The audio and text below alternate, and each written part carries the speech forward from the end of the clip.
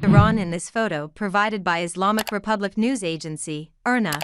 The helicopter carrying Iranian President Ebrahim Raisi takes off at the Iranian border with Azerbaijan after President Raisi and his Azeri counterpart Ilham Aliyev inaugurated Dam of Kiz-Kalasi, or Castle of Girl in Azeri, Iran, Sunday, May 19, 2024.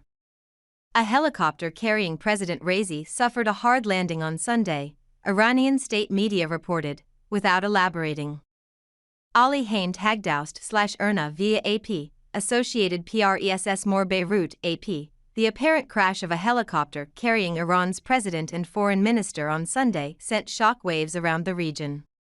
Details remained scant in the hours after the incident, and it was unclear if Iranian President Ebrahim Raisi and the other officials had survived. Here's what we know so far. Who was on board the helicopter and where were they going? The helicopter was carrying Iranian President Ebrahim Raisi, the country's foreign minister Hossein Amirabdollahian, the governor of Iran's East Azerbaijan province, and other officials and bodyguards, according to the state-run IRNA news agency. Raisi was returning from a trip to Iran's border with Azerbaijan earlier Sunday to inaugurate a dam with Azerbaijan's President Ilham Aliyev, the news agency said. Where and how did the helicopter go down? The helicopter apparently crashed or made an emergency landing in the Dizmar forest between the cities of Varzakhan and Jalfa in Iran's East Azerbaijan province, near its border with Azerbaijan, under circumstances that remain unclear.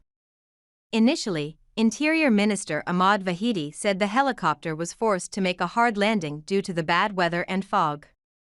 What is the status of the search operations? Iranian officials have said the mountainous, forested terrain and heavy fog impeded search and rescue operations.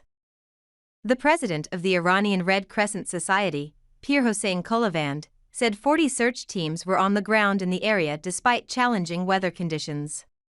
The search is being done by teams on the ground, as the weather conditions have made it impossible to conduct aerial searches via drones, Kolavand said, according to IRNA. If Raisi died in the crash, how might this impact Iran?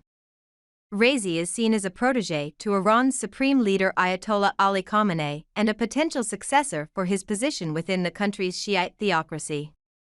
Under the Iranian constitution, if he died, the country's first vice president, Mohammad Mokbar, would become president.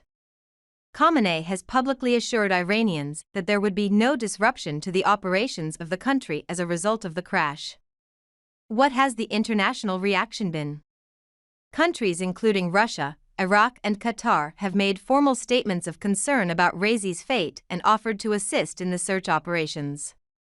Azerbaijani President Aliyev said he was deeply concerned to hear of the incident and affirmed that Azerbaijan was ready to provide any support necessary.